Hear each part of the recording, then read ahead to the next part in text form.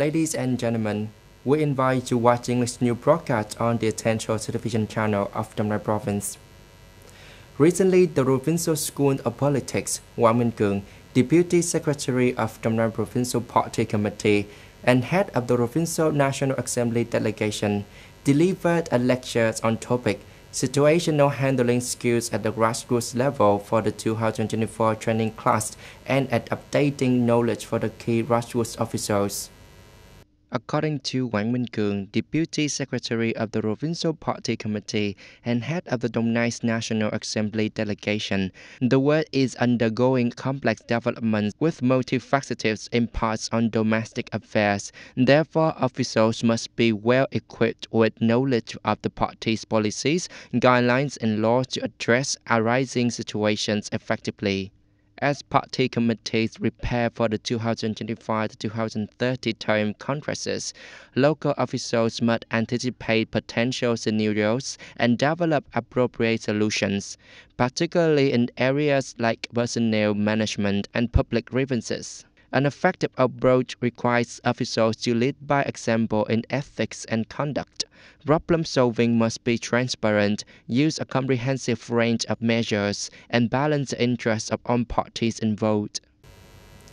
This week, Nguyễn Xuân Hùng, Vice Chairman of the Đồng Nai Provincial People's Committee, reviewed a report from the Provincial Department of Information and Communications on the progress of digital transformation in Đồng Nai. At the meeting, Nguyễn Xuân Hùng, Vice Chairman of the Đồng Nai Province People's Committee, instructed the Department of Information and Communication to complete a report on implementing Resolution Number 5 on digital transformation through 2025 with a vision to 2030. The report should highlight unresolved issues, propose solutions for unmet targets, and address gaps in implementing across sectors and localities. He stressed the need to accelerate funding disbursement for digital transformation projects and to design well-structured programs and products for the upcoming year based on Resolution Number 5. Hùng also emphasized the importance of training programs to inspire personnel involved in digital transformation and recommended partnering with experienced technology firms to develop advanced digital solutions. Recently, the Đồng Nai Provincial Women's Union has successfully directed its local chapters to implement activities and movements in line with the 2024 work plan and women's movement agenda. To date, over 6,500 awareness activities has been organized, attracting nearly 29,500 participants, including officials, members, and women. More than 413,600 individuals have registered to join the movement. Through these activities, the movement launched by the Women's Union had identified over 650 exemplary women and successful models across various fields to promote and replicate. These include nearly 150 group examples, over 500 outstanding individuals, and innovative models. Additionally, 112 individuals have been awarded for the development of Vietnamese women commemorative medal.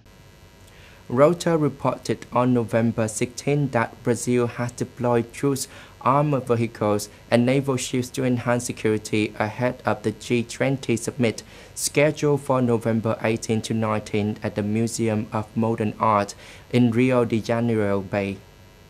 According to the announcement, all air services, including drone usage, will be registered during the conference. Flights at Santo Dumont International Airport, located near the conference venues, will be cancelled on November 18 to 19. The government is deploying military patrols in areas near the museum hosting the G20 summit, blocking several roads and stationing armored vehicles outside the venue. Naval ships will patrol Botafogo Bay near the museum, while while Marine forces will be stationed on nearby beaches.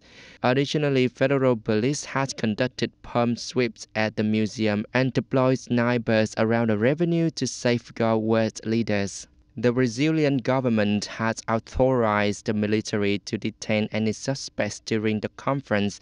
An estimated 26,000 personnel will be deployed to patrol and secure the event. These heightened security measures follow a failed pumping attempt on November 14 at Brazil's Supreme Court in Brasilia. Stephen Moore, a senior economics advisor appointed by U.S. President-elect Donald Trump, stated on November 16 that the United Kingdom should prioritize trade cooperation with Washington rather than pursuing closer ties with the European Union (EU).